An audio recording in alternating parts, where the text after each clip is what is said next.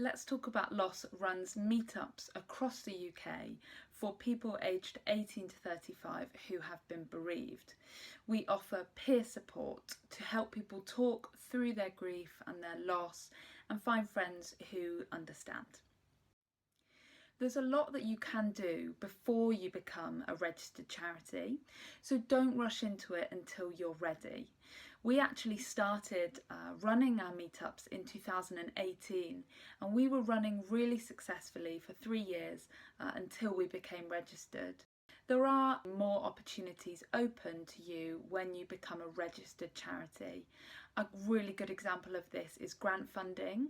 A lot of trusts and foundations prefer to give to registered charities. However, this isn't always the case, and there are trusts and foundations who support unregistered charities and user-led groups. Being a registered charity is also really helpful for your status and the public opinion of your group. People understand what a registered charity is and possibly trust groups more when they are registered. But as long as you act professionally, not having the charity number doesn't mean that people won't trust you. Another thing that's a huge benefit is gift aid. It's a great financial help for charities, but don't let that stop you for asking for financial support before you're registered. You can actually backdate gift aid for 4 years. So now I'm just going to go through some of the drawbacks, because there are some of those as well. There is a lot of extra admin and requirements when you become a registered charity.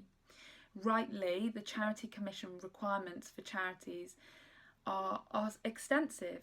They're not overwhelming, but it is a lot of work to make sure that you keep on top of everything. In particular, for me, I had to learn a lot about governance, about finance and accounting. So do weigh up if for you the benefits outweigh the extra work that you'll be taking on. Another drawback is changing your governing document is tricky. So it's not impossible, but once you're a registered charity, it is really tough to change your governing document and change the sort of purpose of your organisation. So make sure you don't register until you are completely sure about what your charitable purpose is, what you're going to do, because once you're registered, it's not particularly easy to change it. One thing to consider is your role and your pay. So I am the director of Let's Talk About Loss and a paid part-time member of staff. We have a board of trustees who I report to. So this means that I could be dismissed by the board at any time, and technically I don't have control of Let's Talk About Loss, even though it was my idea and I started it. I'm an employee. So if you want to retain some control, you could become the chair of the board of trustees, but this would be an unpaid position. So you need to think carefully about the amount of control you wish to retain over the organisation and whether you ever want to get paid for your work. Even if you don't want to get paid straight away, you need to think really at the very start about whether you might want to get paid in the future. The Charity Commission rarely allow people to move from staff to trustee or from trustee to staff, so make sure you make that decision before you start the registration process. There are amazing resources online that take you step by step through the process, so do follow these. A really good one is Charity Setup, which is a website offered by the Small Charities Coalition. So first you need to think about your charitable purpose. What do you want to achieve? Is there no one else doing that already? If there is someone else doing that already, why not join forces with them or volunteer for them? Will your purpose fit with the Charity Commission's definition of a charity and strict, quite limited charitable purposes? Have a look at those online. And always remember to start with your why. Why do you want to do this? That will really help you when you're writing your vision, your mission statements and your values. Next, you'll need to decide your charity structure. So there are quite a few different structures and I still don't fully understand them all, so take a look online and read the Charity Commission page fully. Next, you need to write a governing document. I've mentioned that already. It's also often called a constitution, and essentially it's just a list of rules for how the charity is run.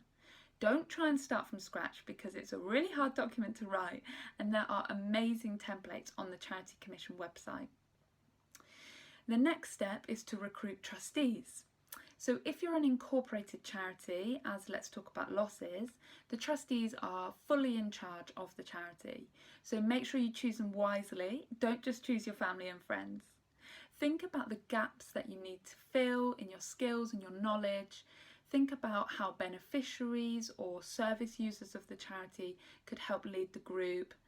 And think about your trustees being diverse as well. Two great organisations to mention are the Action for Trustee Racial Diversity and the Young Trustee Movement. They can both help you find trustees from all different types of backgrounds. Most charities have between 3 and 12 trustees on the board, but when you're starting out, it's fine to start with just 3. That's all you really need. And with a small charity, trustees are often quite hands-on, so especially if there aren't any members of staff. So make sure that any potential trustees that you invite to be part of your trustee board really understand what is being asked of them when you approach them. Next, the all-important money. It might be that you've already raised money before becoming a registered charity, and you'll need a bank account that isn't just a personal bank account in order to store that.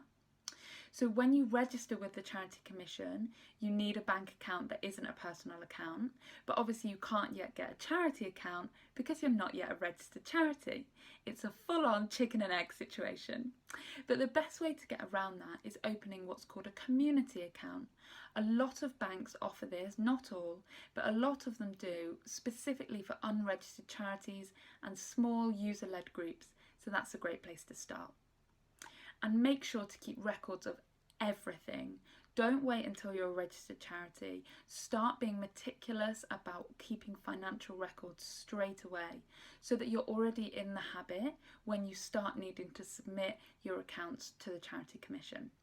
The Small Charities Coalition are amazing, and you can register with them before you're a registered charity if that helps. There is also a Small Charity CEOs group on Facebook, which is really helpful, and people ask questions that you hadn't even thought of yet, which is great. There are other groups on Facebook for fundraising, for grant funding, for PR and comms, so do join those if you're on Facebook. And finally, you can reach out to your local voluntary action groups. Here in Bristol, mine's called VOSCA. They've been really helpful. And also the NCVO as well, support charities. So all that remains is for me to say a huge good luck to anyone who is thinking of registering. It is a long process, but it is so worth it. And it will be amazing once you do get that registration number if you decide it's the right thing for you.